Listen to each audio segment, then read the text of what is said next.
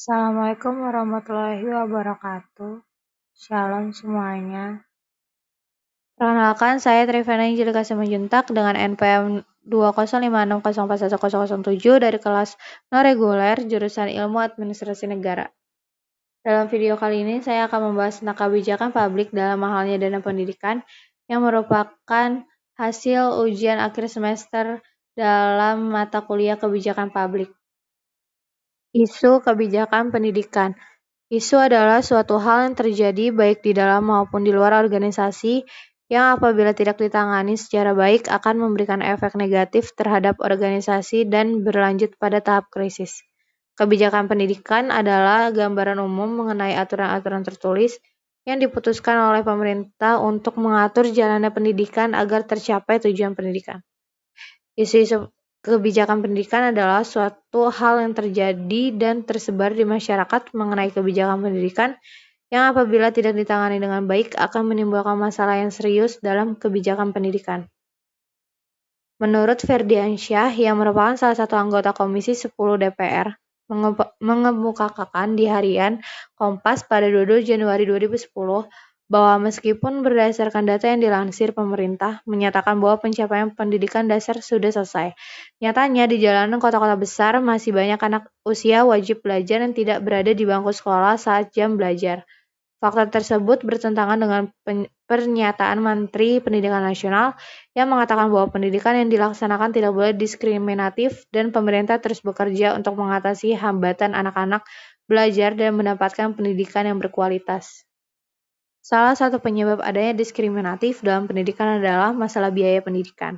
Sebagaimana diketahui bahwa biaya pendidikan di Indonesia sangat mahal dan sangat memberatkan masyarakat Indonesia yang kebanyakan masih berada pada taraf ekonomi menengah ke bawah.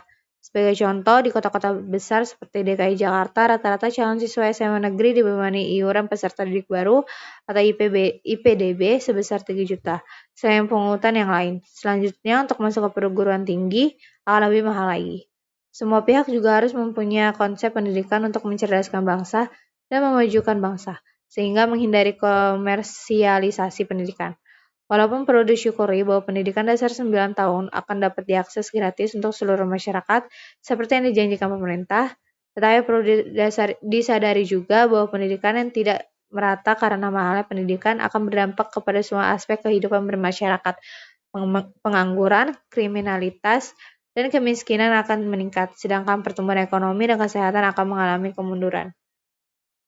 Komitmen pemerintahan dalam pembiayaan pendidikan juga dimanifestasikan melalui anggaran pendidikan yang akan meningkat menjadi 20% sesuai dengan Undang-Undang Republik Indonesia Nomor 41 Tahun 2008.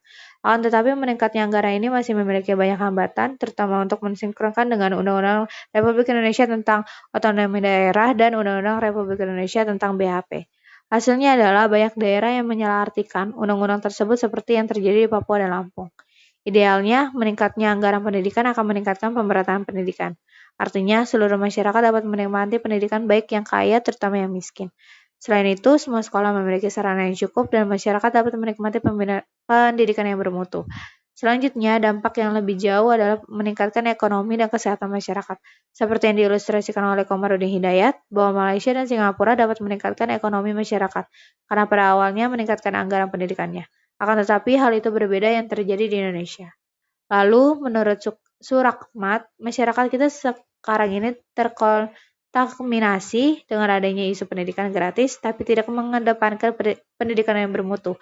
Yang paling penting adalah gratis dulu. Ini merupakan hal yang harus dipikirkan, yaitu bagaimana pendidikan gratis tetapi dengan mutu yang lebih baik. Lalu, pada amandemen Undang-Undang Dasar 1945, pasal 31 dinyatakan dengan tegas bahwa di ayat 2, setiap warga negara wajib mengikuti pendidikan dasar dan pemerintahan wajib membiayainya.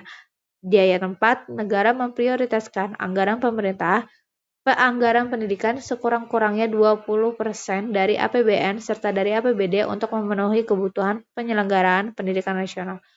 Dan ayat yang kelima, pemerintah memajukan ilmu pengetahuan dan teknologi dengan menjunjung tinggi nilai-nilai agama dan persatuan bangsa untuk kemajuan peradaban serta kesejahteraan umat manusia. Amandemen Undang-Undang Dasar di atas secara tegas menyebutkan setiap warga negara wajib mengikuti pendidikan dasar dan pemerintah wajib membiayainya. Akan tetapi kenyataan yang kita lihat masih banyak anak usia dosen yang tidak dapat mengikuti sekolah dasar karena ketidakmampuan dalam biaya pendidikan. Selanjutnya dikatakan bahwa anggaran pendidikan sekurang-kurangnya 20% dari APBN dan APBD, tapi kenyataannya setelah 3 tahun amandemen itu disetujui dan ditandatangani, baru pada tahun 2010 mungkin dapat direalisasikan.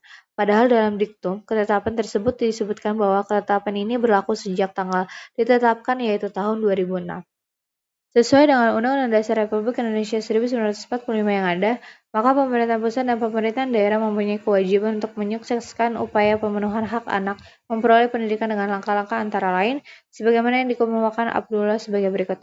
Yang pertama, menyediakan anggaran yang memadai yang memungkinkan terpenuhi seluruh kebutuhan pendidikan anak usia sekolah dan kebutuhan tenaga pendidik memperoleh penghasilan dan kesejahteraan sosial yang pantas dan memadai.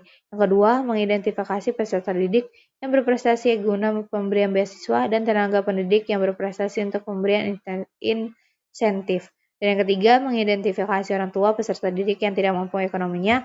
Lalu yang terakhir yang keempat, mengintegrasikan program-program pengentasan kemiskinan. Ada beberapa faktor yang menyebabkan mahalnya biaya pendidikan, yaitu pertama, kurangnya dukungan dan subsidi pemerintah, kedua, anggaran pembiayaan sekolah tidak efektif dan efisien, ketiga, kurang adanya demokratisasi dan transparansi pengelolaan sekolah, yang keempat, lemahnya pengawasan dan pengontrolan pungutan biaya sekolah dari pemerintah, yang kelima, kurangnya kesejahteraan guru, dan yang terakhir, keenam, tidak ada standarisasi biaya operasional sekolah. Sebagai sebuah pihak utama dalam kehidupan bernegara dan berbangsa, pendidikan memiliki peranan penting yang harus segera dibenahi dalam membangun bangsa. Pendidikan menjadi tolak ukur dalam kesejahteraan suatu bangsa. Sektor-sektor lain akan terbengkalai apabila pendidikan tidak dibenahi lebih dulu.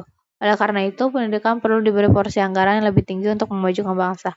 Anggaran pendidikan akan menyesuaikan dengan amanat Undang-Undang Dasar Republik Indonesia 1945 ini perlu dikelola dengan baik. Hal ini penting untuk menghindari biaya pendidikan yang dapat membebani rakyat yang sekarang masih banyak di level ekonomi menengah ke bawah. Anggaran tidak akan efektif, seberapa besar pun banyaknya apabila tidak ditangani dengan baik. Kemauan yang besar dari pemerintah, baik pusat maupun daerah, sangat diperlukan. Lepas tanggung jawab dari pemerintah pusat dan daerah perlu ditiadakan dengan menyadari pentingnya sebuah pendidikan bagi sebuah bangsa. Program-program yang terencana dari pimpinan lembaga akan dapat mengefektifkan anggaran yang ada. Selain itu, penggunaannya yang efisien juga harus diperhatikan. Guru dalam melaksanakan pembelajaran diharapkan menggunakan anggaran yang produktivitas yang tinggi. Media-media dan alat-alat yang digunakan diharapkan lebih merupakan produk dari guru yang bersangkutan sehingga dana dapat diefisienkan. Sementara masyarakat yang mungkin dapat lebih banyak berpartisipasi dengan mendukung program pendidikan dengan dana. Pada akhirnya, pendidikan yang bermutu dengan biaya yang murah bahkan gratis dapat terwujud.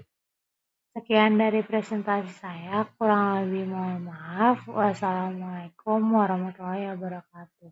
Shalom.